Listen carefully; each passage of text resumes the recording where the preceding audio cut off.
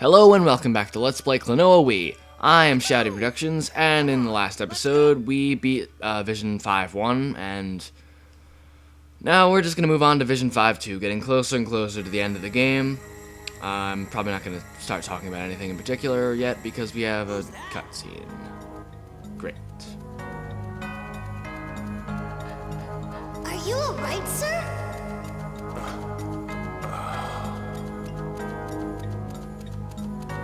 Thank you for your help. It caught me off guard. Who are you? I am Moire, the high priest of this temple. I oversee the sanctuary just up ahead. Where's Gaudius? I am afraid that it's too late. The moon door has already been opened.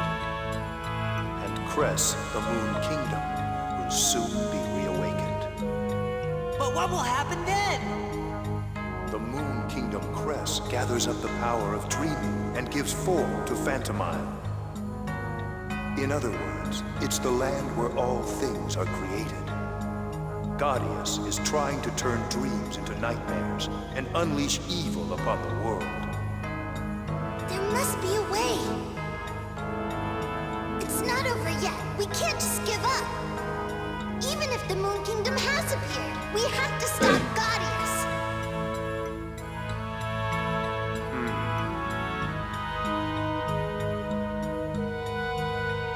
All right. I'll let you two give it a try. Go into the sanctuary. Right.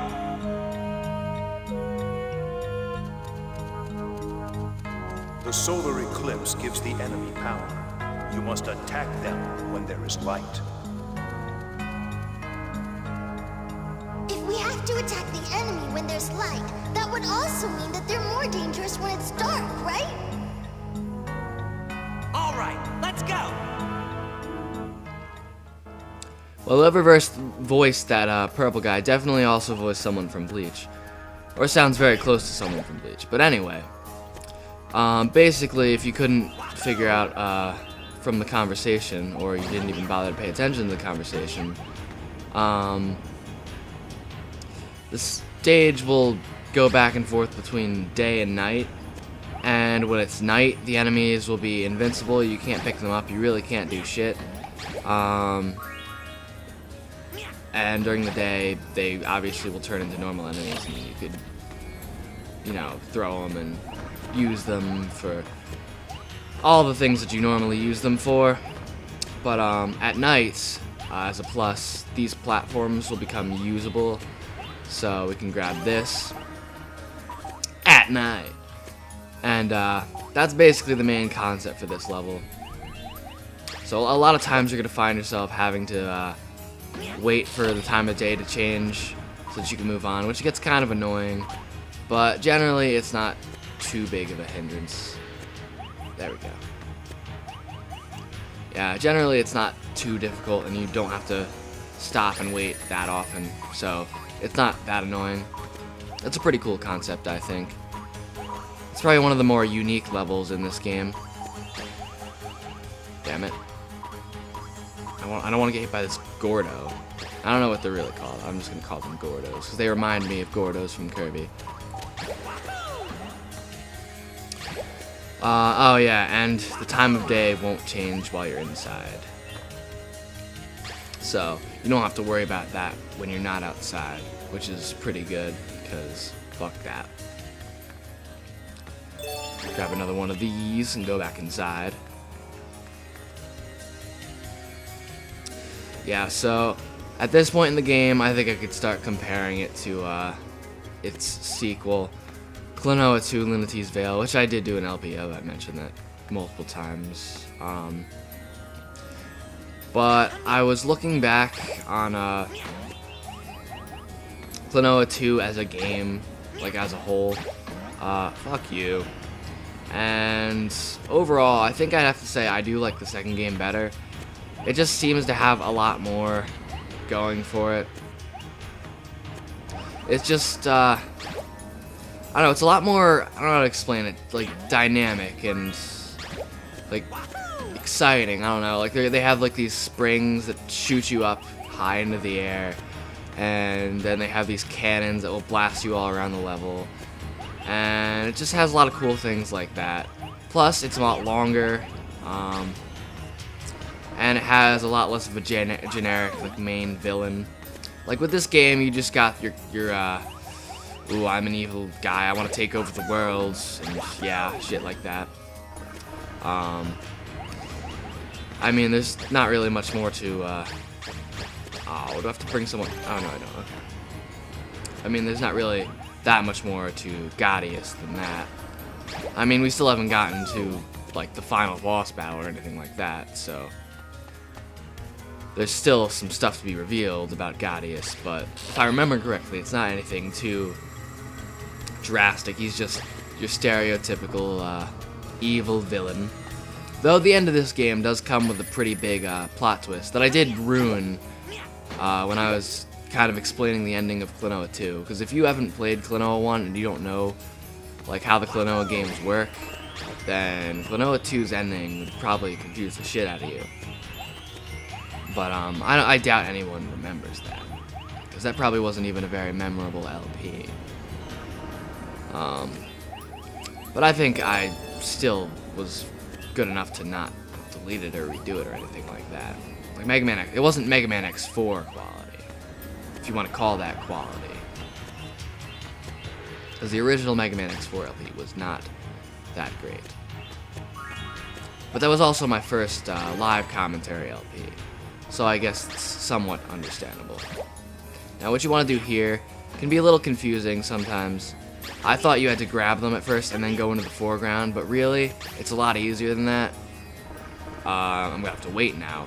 But if you wait for it to turn day, and you grab one of those enemies that's flying at you, all you have to do is throw it into the foreground at the guy in the armor. And then you could throw him at the other guy in the armor. Or you could just throw it at the big guy. It doesn't really matter either way. There we go. And now we can ride this into the foreground, but we can't really do shit until it turns to day again. Kind of annoying, but I think at this point we're close enough to the end of the level where it's not really that big of a deal.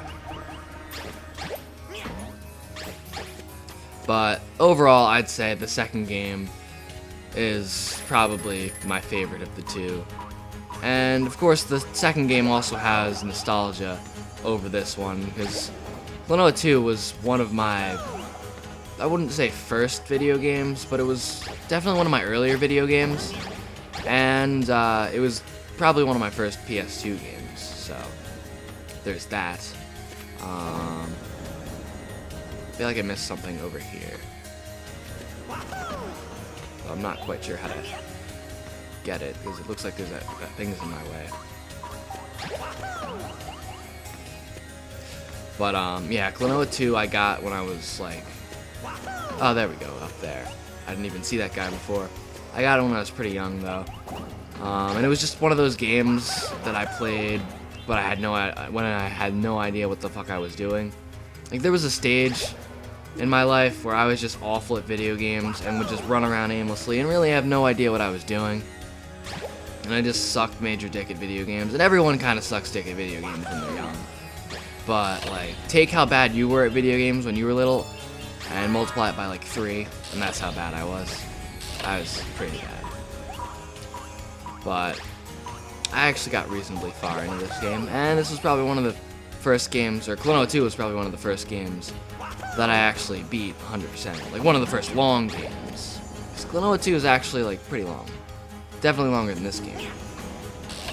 But then again, this game, when LPing this game, I like, you know, I don't have that time limit on me, so I don't have to worry about that. I think this is the right way. Yeah, it should be. I don't know, it looks kind of familiar. But even with the new time limit taken into consideration, I still think this game is a lot shorter than Lunatic's Veil.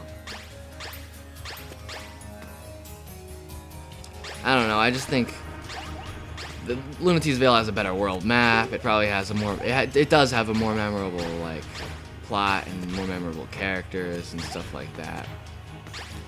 And overall, I'd have to say I do prefer the second game. Kind of sad they didn't remake it, but a lot of the reasons they remade this game wouldn't apply to that game, because that game did have voice acting. It wasn't English voice acting, but it was still voice acting. And it had Klonoa Wii-esque graphics. So they didn't really have too much of a reason. And I don't know if this game like sold that well. So there's that as well. God damn it. You gotta be kidding me. Okay. Oh no, there's someone over here. Hopefully you'll still be around during the day. At least it's not as bad as Twilight Princess. Twilight Princess is pretty bad. Okay, you're just gonna disappear? Oh. Oh, hi. I could just do that. Wow. I'm a retard. And now I have to wait for it to turn to night. Okay. Oh, well, that wasn't too bad. It just turned to night as soon as I asked it to. Night, night, night, night, night, night, night, night, night, night, night, night. And we're probably done. I think this should be the end of the level, because I got all those collectible bubble thingies, so... Okay, maybe not. Maybe we still got a little more to go. That's cool. That's fine. Fucking great. No, we do still have a bit more to do. I remember this. This is always a pain. I think we have to like hit all these switches or some shit. Not jump to your death. But I think that was my first death of this level, so it's not too bad. Not too bad. But I got like the worst tease for summer a few days ago. Or, I don't know. Well, it was yesterday technically, but whenever you're watching this, whatever. So I hung out with my friends, and I just want my license so badly, and I want it to be summer so badly. This 4-day weekend is teasing me for summer. It's not even spring break yet, and I'm already like way too excited for summer. It's ridiculous. I want summer.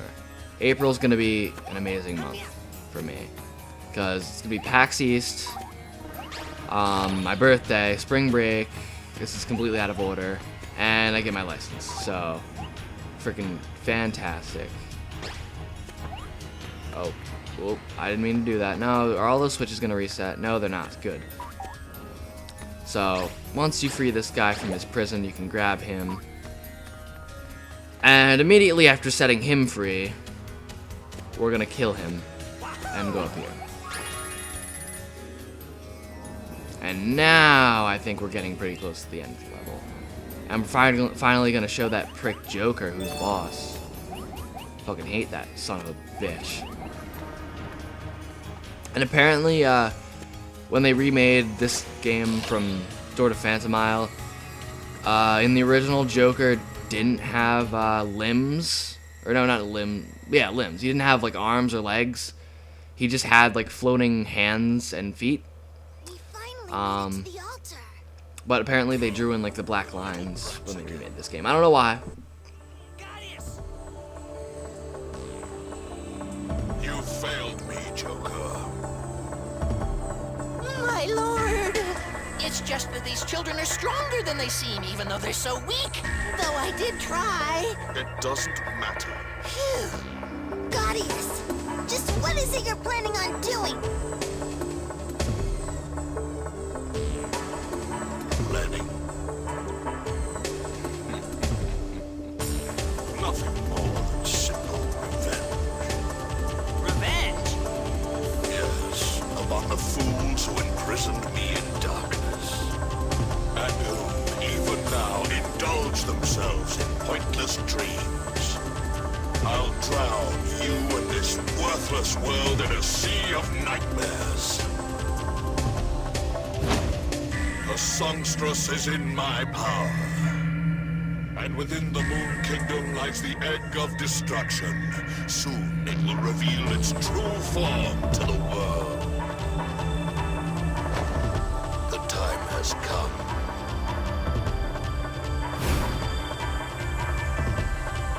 Gaudius! Klonoa, we have to go after him. There will be no need for that. Huh? Do you not understand? We We are going to settle black this limbs right that they here drew and in. now.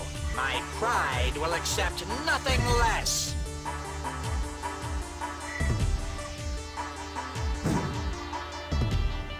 It's time you children learned one final lesson. With the strength I've obtained from the power of darkness. Need to clear my throat.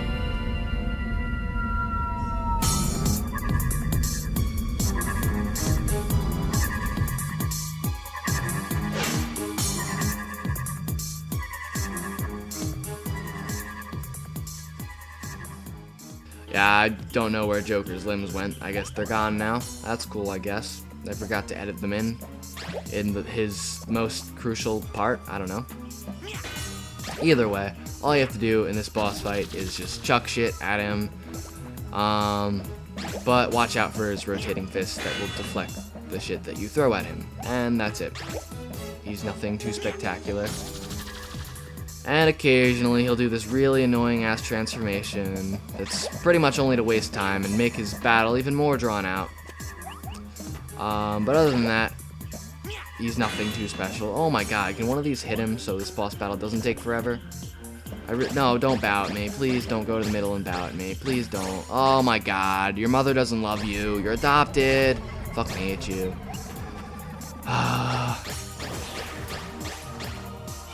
Well, now it's nighttime. And while nighttime is generally celebrated by SpongeBob, it's really not very fun in this game because you cannot pick up any enemies to throw at him. He transforms into this thing that looks nothing like him and really doesn't serve much of a purpose at all. And you gotta make it day again by making all these panels yellow, by stepping on them repeatedly. It's so much fun. And you got these fucking enemies in your way standing on the panel so you can't turn them all to day panels or yellow or whatever. That's the most annoying part. You want to step on the panel, but the thing's in your way, and it's annoying. And he keeps doing it. He doesn't stop. Because he thinks he has a chance of beating me. But he doesn't. Alright, Joker. Hopefully you'll only transform like one more time. Because that is one annoying transformation. There we go. And he's down to half health, so hopefully... Hopefully he won't get a chance to do that. Okay, another hit, good. Maybe like 2 or 3 more and he'll be dead. Yes! Oh, thank you, Joker. Alright, well, this should definitely be the last time he can do this, because if I can't hit him like 1 or 2 more times before he does it again, then I just suck. Major dick. And I don't. So, I should do fine. But this is really obnoxious. This is another fine example of those bosses that just like to drag things out, because they're really not all that tough. And the bosses in this game really aren't all that tough. See, he's trying to hit me with his little tentacle things, but it's not working out for him. He just can't hit me. His little purple knight enemies are doing more damage than he does. In fact, I think the only damage I've taken so far would probably be from these knight guys. I don't know. I haven't really been keeping track of how many times I've gotten hit. But it's looking to me like I'm taking most of my damage from these purple guys. Get out of my way. Get out of my way, please. I just want... Oh, he got me. Now I look like a jackass. Oh, he got me again. Now I look like a major jackass. But it's daytime. Time to get raped, Joker! Come on, just come out of your crystal, please. Yes! Get raped, Joker!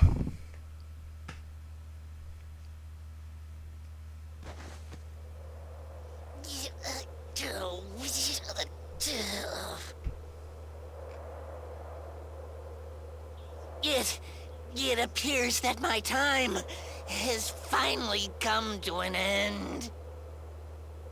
Defeated, disgraced, humiliated. But even so, it would seem the time has come. Listen closely to the sound of the Moon Kingdom reawakening. Soon, you will also be in darkness, in nightmares. In a world of destruction and nothingness. Lord Guardians!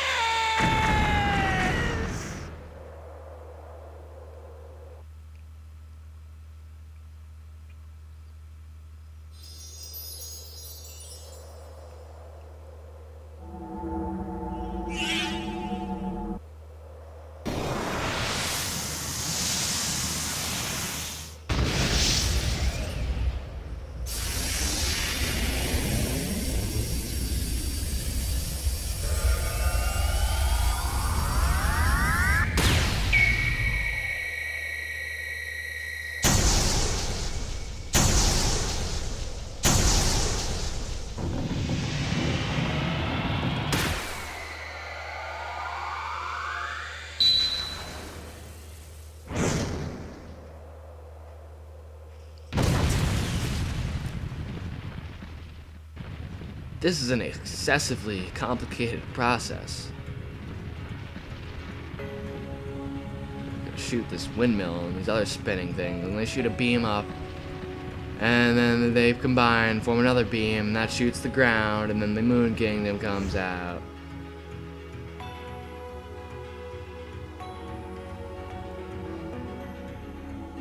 Nightmare energy is spreading out all over the world. Jump on, you two. That's Pamela! Thank you, Pamela, again for flying us.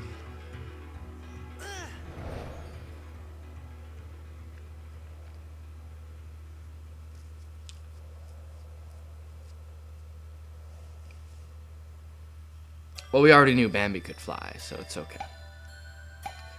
And now that prick Joker is finally dead. Oh my god, I hate him so much. He could go suck a dick in hell. Satan's dick. And we're gonna move on to the Moon Kingdom, the last set of visions. Vision 6-1, which we're gonna do in the next episode. So, I'm ShadowyProductions, thank you very much for watching, and I'll see you next time.